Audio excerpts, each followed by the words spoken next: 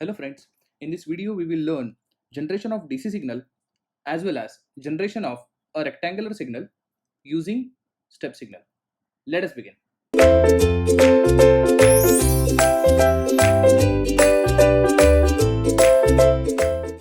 First of all, we will see generation of DC signal using step signal.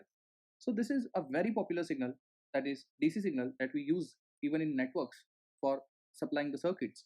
As you can see, I can divide this DC signal into two basic parts. I mean a right hand side part and the left hand side part.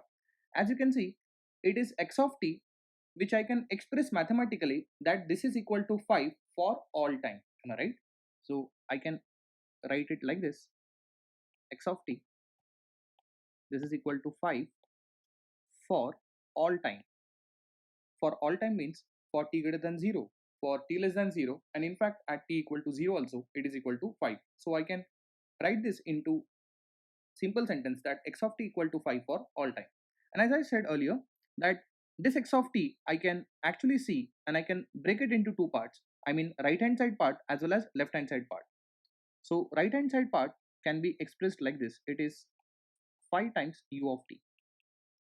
Am I right? And this left hand side part I can say this is also 5 times but u of minus t. That is by using a property called as time inversion property. So further, which I have written x of t equal to 5 for all time. Now I can express it in terms of step signal like this: x of t equal to 5 times u of t plus 5 times u of minus t.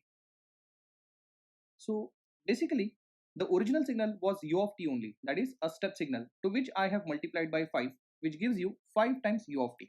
So I can say this is 5 times u of t. So I can plot 5 times u of t. You know that coefficient of u of t is always an amplitude. 5 times u of t is function of time. And if I want to plot a second part, so this is the first part which I have plotted. Second part, as you can see, it is 5 times u of minus t.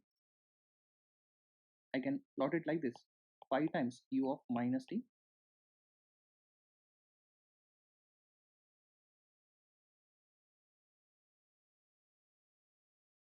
So this is purely left-handed signal.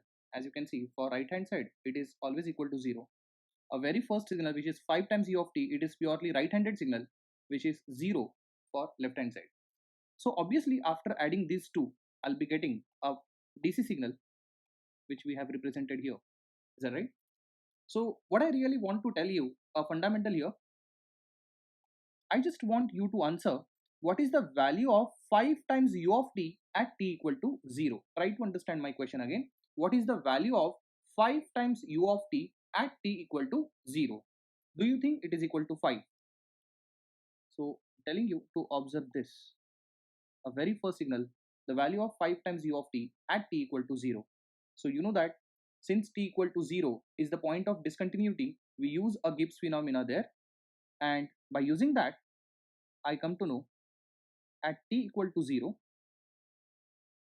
it is not 5 but 2.5. Am I right? Similarly, I'm telling you to observe something over here. This is also a point of discontinuity. So even 5 times u of minus t at t equal to 0 is again not 5, but this is again 2.5. So whenever I'm adding these two signals, now understand my point, I'm talking about t greater than 0 part, which is after 0, and t less than 0, which is before 0. So the value of 5 times u of t for t less than 0, it is completely 0. Am I right? And for t less than 0, over here, as you can see, it is continuously 5. So 5 gets added with 0. So you get 5 here for t less than 0. For t greater than 0, so t greater than 0 portion, if you see here, it is absolutely 0 here. And for t greater than 0 here, this is absolutely 5, constant 5. So again 5 plus 0 comes out to be 5. Now I'm talking about at t equal to 0. At t equal to 0, 5 times u of t have an amplitude of 2.5.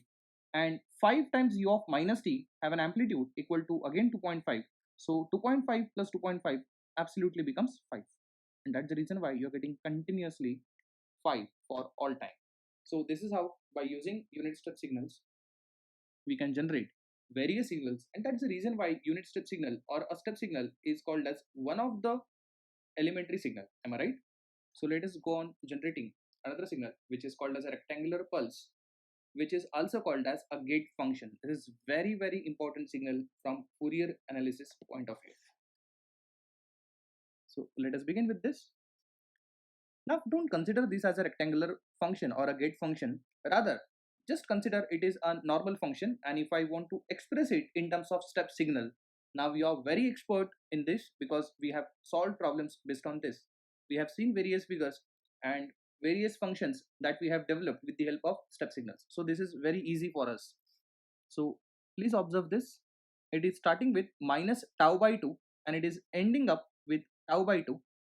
So I can express this x of t as a function of time, and I can write this x of t is having value equal to a when time t is lying between minus tau by 2 to tau by 2. Is that right? And this is absolutely 0 when elsewhere.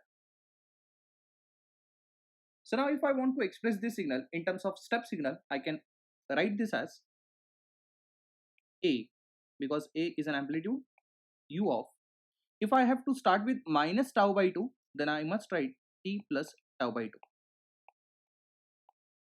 Is that right? But from minus tau by 2, then it is not a every time. This a is becoming 0 amplitude from positive tau by 2 onwards. So I need to subtract the same amplitude. Is that right? And you want this to come in effect at what time? Positive tau by 2. Then I must write t minus tau by 2. So as you can see, even a rectangular function, which is also called as a gate function, this can be constructed by using step signal only. And that's the reason why step signal is called as one of the elementary signal, because elementary signals are those signals by using which you can generate higher order signals. Otherwise, to express this signal, we don't use this lengthy expression, okay? So we have got one more form to express these rectangular functions. It is written like this: a rect of t by tau, where this a stands for height, this tau indicates width, and this rect tells that this is a rectangular pulse. So as you can see, it has got a rectangular pulse with width of tau. Width of tau, as you can see, it is symmetrical with 0, and a rect t by tau is always a signal which is symmetric to 0, and therefore a total width tau is organized as tau by 2 length. So this length, if you see, it is tau by 2, and this length, if you see, it is also tau by 2, and height is equal to a. Is that right? So a indicates height and tau indicates a width, and please understand this width is always organized as even symmetry with respect to 0. So now with this, if I, let's say, want to plot the signals, then you will understand it in a better way. Suppose if I want to have 5 rect of t by 4, then 3 rect of t minus 5 by 6, and 6 rect of t plus 3 by 8. So we'll try these signals, okay? So once you are able to plot these signals, then you will understand this rectangular function very easy. So first of all, we'll try to plot this 5 rect of t by 4. Comparing this with a standard form, which says it is a rect of t by tau. So you'll come to know that a is equal to 5. A is equal to 5. So what is a? A is what we call as height, and the width of the signal is 4. And you know that width is always even symmetric. Even symmetric means evenly distributed with respect to 0. That is what we call as origin. So one thing is quite clear, that this is a rectangular pulse. So let us draw a rectangular pulse with height equal to 5 and the width is 4. So as I said, it is evenly distributed, means it would be starting with -2 ending with +2. So I can draw 5 rect t by 4 like this. Am I right? Similarly, now we'll try to figure out how to plot 3 rect of t minus 5 by 6. I'm talking about this 3 rect of t minus 5 by 6. So as you can see, if it is t minus 5 means the original signal was 3 rect of t by 6, after which we need to delay it by amount 5. So first of all, we'll try to figure out what was the original signal. I mean, before delaying, it is 3 rect of t by 6. Is that right? So first of all, we'll try to plot this. So this is having height equal to 3 and width equal to 6. So you know that 3 is height and 6 is a width. Is that right?